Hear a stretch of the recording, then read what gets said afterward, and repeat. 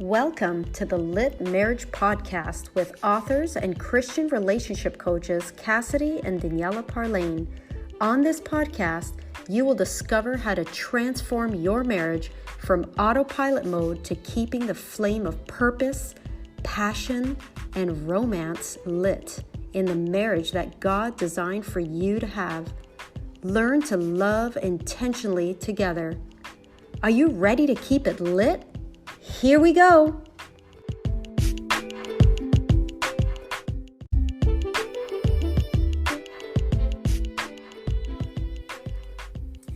Hey guys, thank you so much for tuning in to the Lit Marriage Podcast. We are your hosts, Cassidy And Daniela.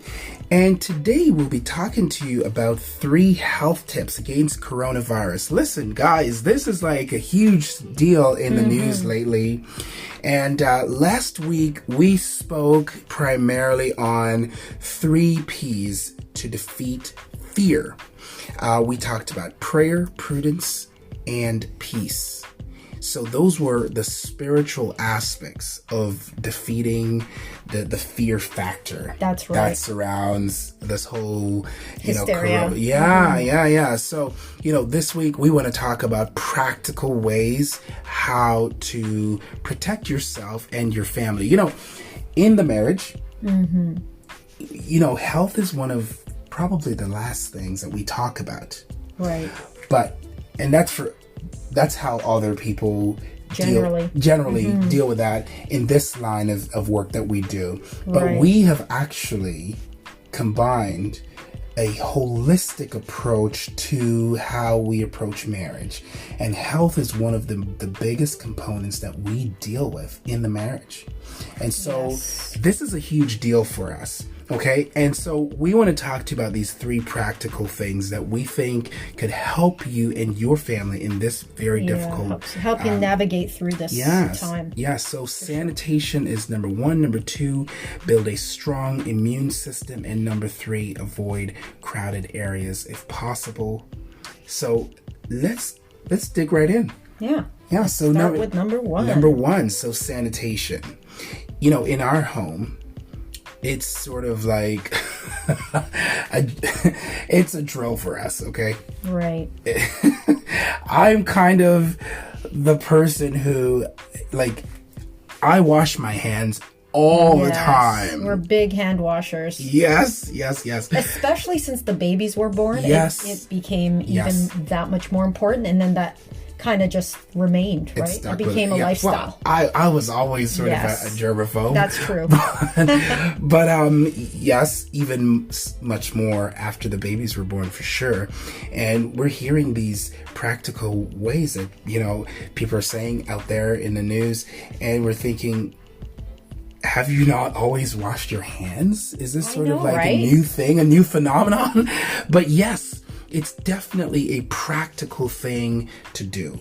Sanitation is huge, and we know this because in previous decades, when there were, different eras and plagues, diseases that one of the main ways how they eradicated disease was through sanitation and proper irrigation. Absolutely. And that still applies today. It's still a very practical thing to do. What happens when we come home after, going to grocery store? Wash your hands. Wash your hands, people.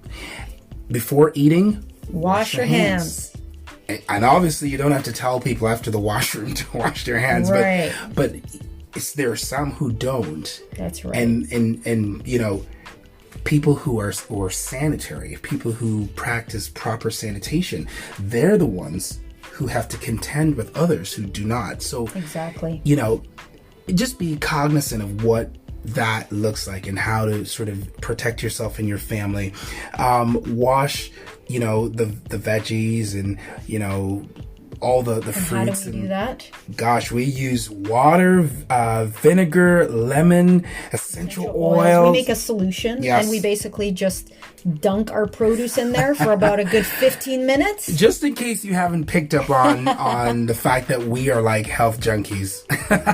Slightly. Yeah, just We're crunchy. Yeah, slight.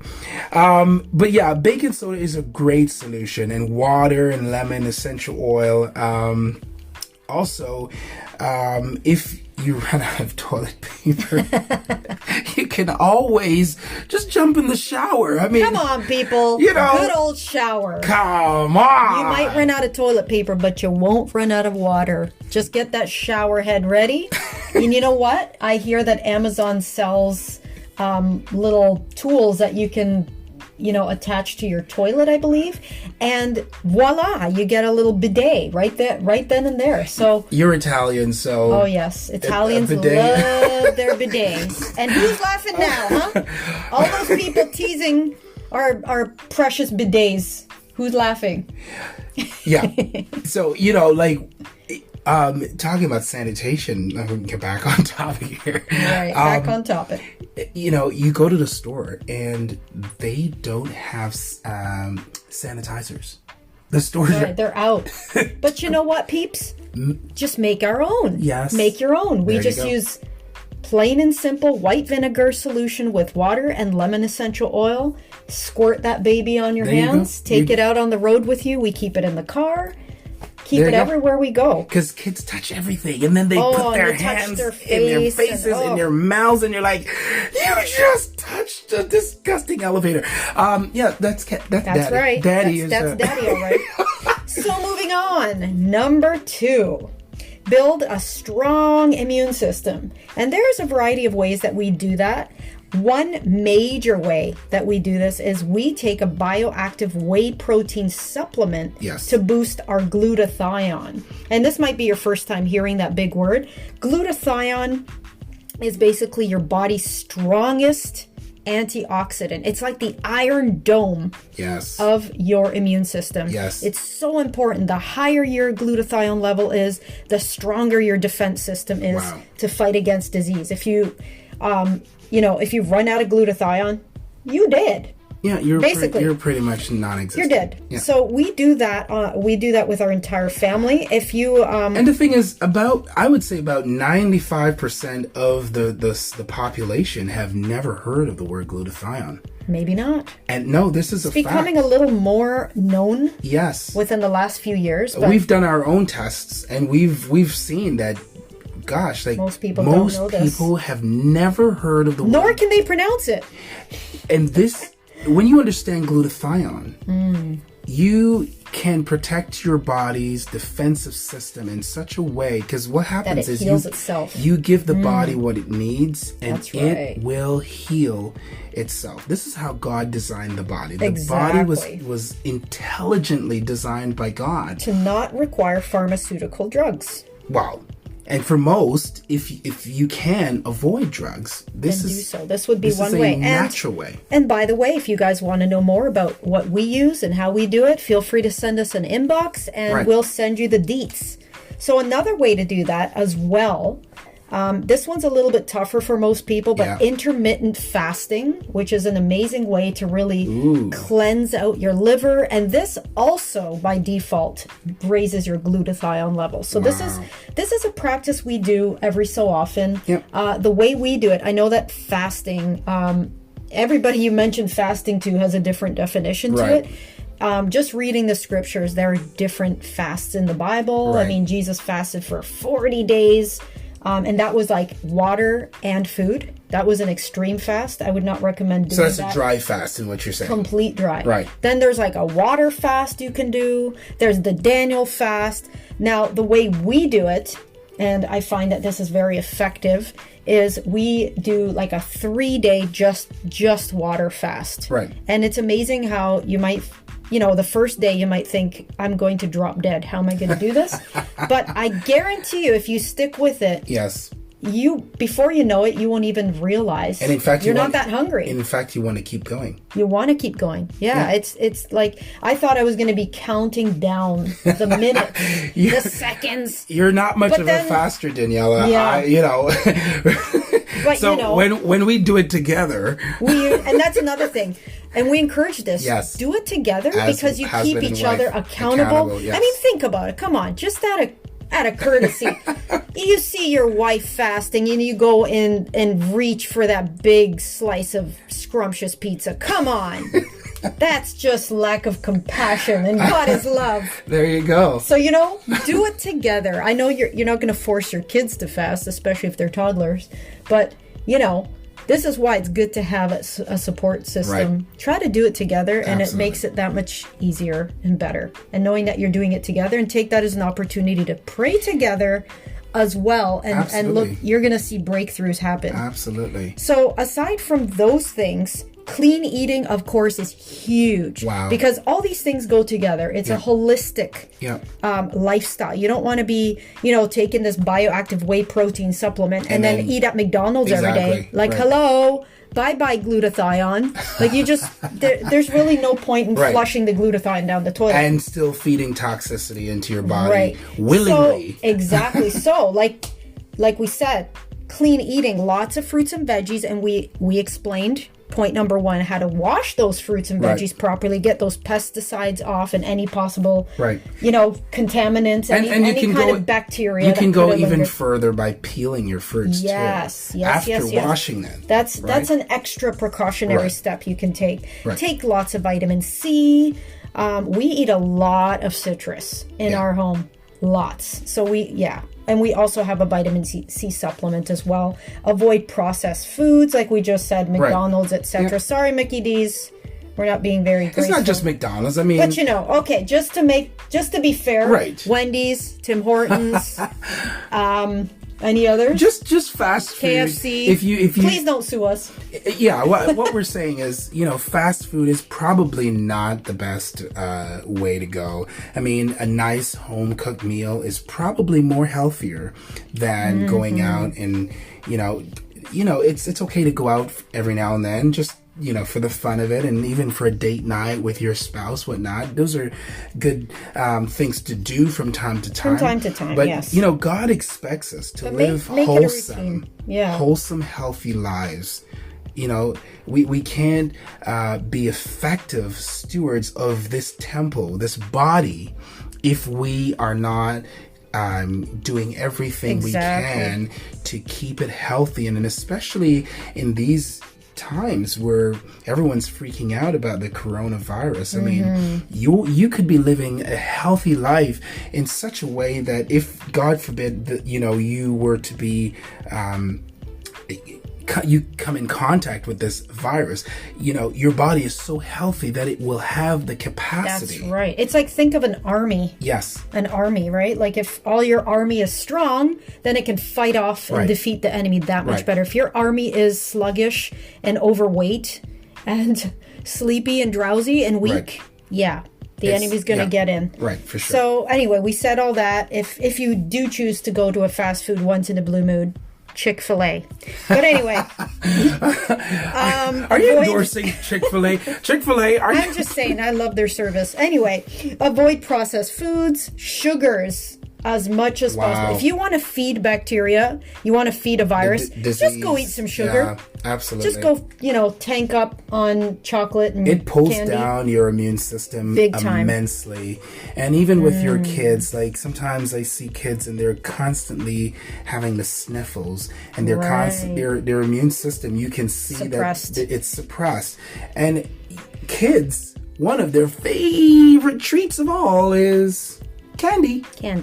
So, try to avoid feeding your kids candy. There's a lot of fun ways to really divert their attention to other healthy, delicious things. We do a lot of fruits. We buy like dried apricots, cranberries. They love that. Yes. There's so many healthy alternatives. Absolutely. And you know what? It only takes consistency. Right. But you can replace a bad habit. Absolutely. Actually quite quite easily. So if you just remove that stuff, you'll find they won't even miss it. Right. Just give them the good stuff. Give it to them every now and then as a little... Or not. As a little treat, whatnot. They're grandparents when they come over, for sure. Let's not even go there. Yeah, grandparents. So that's point number 3 is grandparents are banned from coming over. So this coronavirus is done. No, just kidding.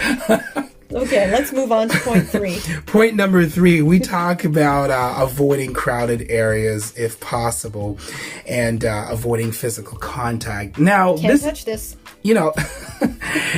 This is one of the more controversial approach, if you may, to what a practical thing to do in these times would look like. So as a Christian, as a believer, we have to really examine that there's a balance when it comes to this, right? Exactly. So how can you avoid crowded areas if you have to go to church? Right. How can you avoid crowded areas if you have to go and pray for somebody? Yeah.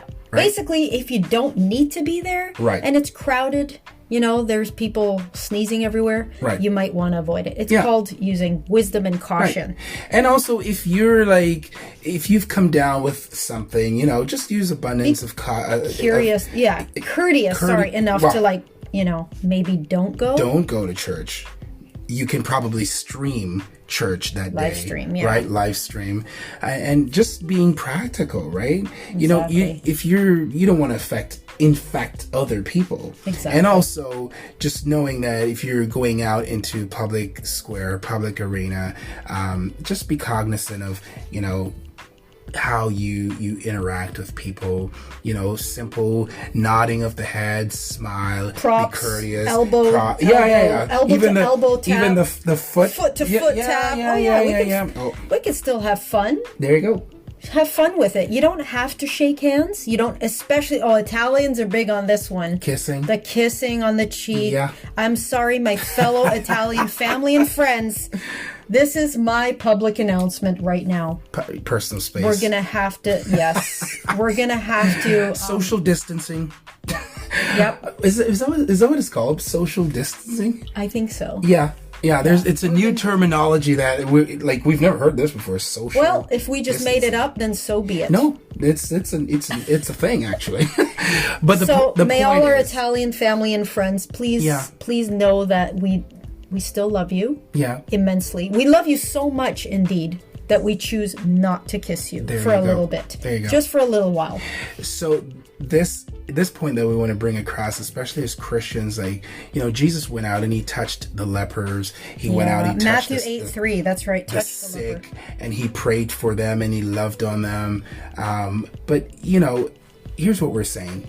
If you were not inspired to do that, if God never spoke to your heart, gave you a revelation of how to go about doing that, the wisdom of it all is that you don't. He gives us all a measure of faith. Absolutely. And we're totally big on the whole idea of, we don't shy away when it comes to, operating in the spirit and in your gifts and healing the sick. Lay your hands on the sick and they shall be healed. We are totally for that. But all we're saying is, if you don't have that measure of faith, I would definitely seek the Lord for it. Absolutely. But God operates through revelation. And wisdom. So he will give you that revelation. Please go over to that man over there. Lay hands and pray. I do it. You see me all the time. And that person could be a leper. That person could have corona for all you know. Right. Coronavirus. They could have whatever it may be, the most contagious imaginable disease. Right. But if God tells you to do it, what's the right thing to do? It's always operating out of obedience. So we don't want to...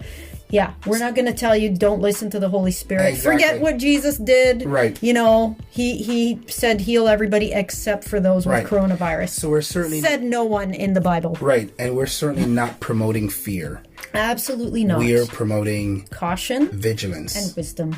Exactly. Mm-hmm. So we just want to thank you for tuning in today. Hopefully these practical things that we've outlined were helpful, and edifying. At best, gave you the giggles. There you here go.